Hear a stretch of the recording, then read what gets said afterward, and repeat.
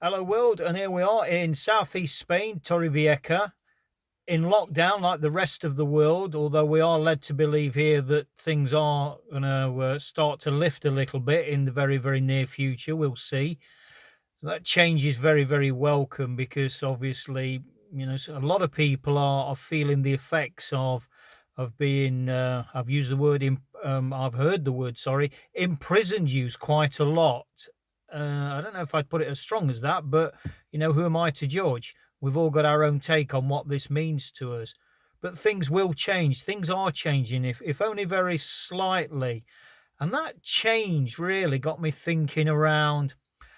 Okay, so previously, that adage of look after yourself first, you can't give what you don't have. Put your own oxygen mask on first. All this stuff around, being number one, you being the best you can be before you can serve others. And I think there's definite merits in that.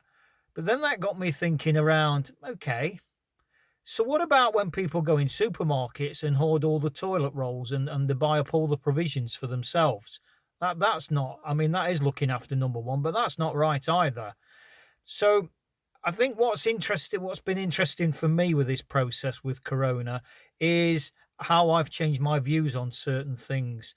And I think I've previously used the example of hope, where my understanding of that very simple four-letter word has all of a sudden got a completely different meaning, and things are changing, and we are doing things differently, and we need to, to be able to look after each other and care for each other.